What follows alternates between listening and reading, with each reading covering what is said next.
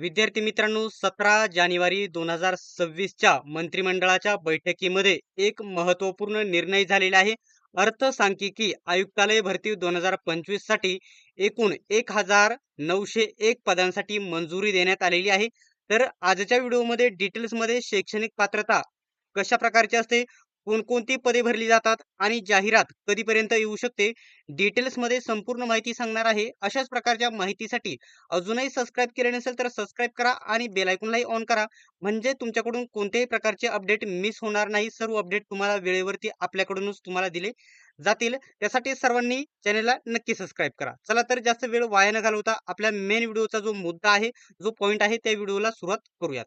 आता जर इथं जर बघितलं, आता बघू शकता मंत्रिमंडळ निर्णय कधीचा आहे, तर 17 जानेवारी 2026 आजचा आहे. बघू शकता मंत्रिमंडळ निर्णय संक्षिप्त.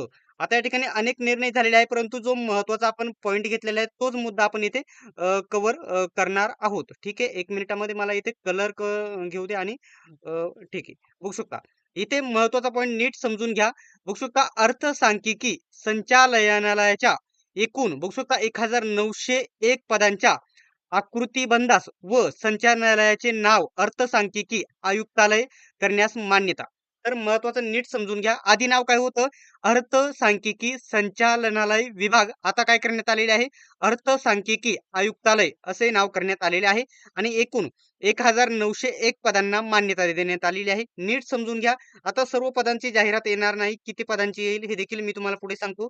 ज्याच्यामध्ये जिल्हा नियोजन समित्या सह आयुक्त नियोजन, विभागीय आयुक्त, त्याच्यानंतर कार्यालय आणि मानव विकास कार्यक्रम, वैधानिक विकास मंडळ, तीर्थक्षेत्र विकास कार्यक्रम आणि नक्षलवाद विरोध विशेष कृती आराखडा यांच्या कार्यालयांसाठी आवश्यक असलेली सर्व पदे असणार आहेत. अधिकार आणि कर्मचाऱ्यांचा सुधारित आकृतिबंध, सर्वांना मान्यता देण्यात आलेले सर्व मिक्स पदे 1901 पदे असणार आहेत. आता याच्यामध्ये किती पदे भरली जातील हे देखील मी तुम्हाला सांगतो. सर्वात पहिल्यांदा मी सांगतो 1000. आता इथं 1901 पदांना मान्यता देण्यात आलेली आहे. आता विद्यार्थ्यांचं म्हणणं होईल की संपूर्ण एवढ्या पदांची जाहिरात येणार का? तर नाही, एवढ्या पदांची जाहिरात येणे शक्य नाही. आता याच्यामध्ये अजून 2 जी-आर आलेली बघायला भेटतील. तर याच्यामध्ये आता हा आकडा फिक्स, म्हणजे या विभागामध्ये एकूण सर्व किती पदे फिक्स राहणार आहेत? 1901 पदे. त्याच्यापैकी आता कितीही पदे भरलेली असू शकतात. आता याच्यापैकी समजा अ, 900 पदे याच्यापैकी समजा भरलेली आहेत. याच्यापैकी समजा 900 पदे भरलेली आहेत. एक जी-आर येईल, ज्याच्यामध्ये स्पष्ट होईल, बिंदू नामावली तयार केली जाईल, की 1900 पैकी सध्या 900 पदे भरलेली आहेत आणि 900 रिक्त आहेत. असे किती कमी देखील रिक्त असू शकतात, 300 देखील रिक्त असू शकतात आणि बाकीची भरलेली पदे राहू शकतात. एवढ्या पूर्ण पदांची जाहिरात येणार नाही. आता महत्त्वाचा पॉइंट नीट समजून घ्या. ही जाहिरात आता 2023 मध्ये याच्यावरची एक जाहिरात आलेली आहे. तर 2 जी-आर याच्यामध्ये येतील. एक मंजूर पदांचा जी-आर येईल आणि एक रिक्त पदांचा, आणि जेवढी पण रिक्त पदे राहतील 1900 पैकी त्यांची या ठिकाणी जाहिरात प्रसिद्ध केली जाईल.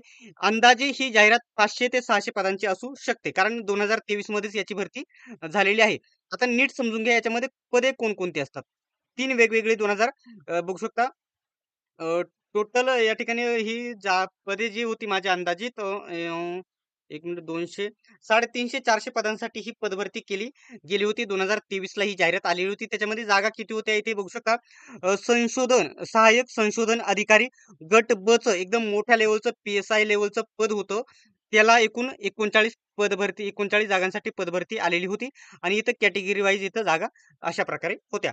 त्याच्यानंतर दुसरं पद होतं आणि याची पात्रता देखील पुढे सांगणार आहे. त्याच्यानंतर दुसरं पद होतं सांख्यिकी सहाय्यक गट क चं पद होतं. 29,200 बेसिक होतं आणि एकूण 94 जागांसाठी भरती आलेली होती आणि कॅटेगरी वाईज जागा अशा प्रकारे होत्या. आणि सर्वात महत्त्वाचं 10वी पासवरती हे पद होतं. काय होतं? अन्वेषक. अन्वेषक हे पद होतं. नीट समजून घ्या. अन्वेषक पद होतं. एकूण 127 याच्यासाठी जागा होत्या आणि हे कॅटेगरी वाईज जागा होत्या आणि हे पद 10वी पासवरती होतं. 25,500 हे बेसिक याच्यामध्ये विचारलं होतं. म्हणजे बेसिक पेमेंट होतं. आता याची शैक्षणिक पात्रता तिन्ही पदांची इथे बघू शकता सहाय्यक संशोधन अधिकारी, मान्यता प्राप्त पीठाची सांख्यिकी, बायोमेट्रिक गणित, अर्थशास्त्रज्ञ, इकॉनॉमिक्स याचे गणित, अर्थशास्त्रज्ञ, वाणिज्य याच्यातील पदवी पाहिजे होती आणि किमान दुसरी पात्रता इथे देण्यात आलेली होती. आणि दुसरं सांख्यिकी गट क चं पद होतं.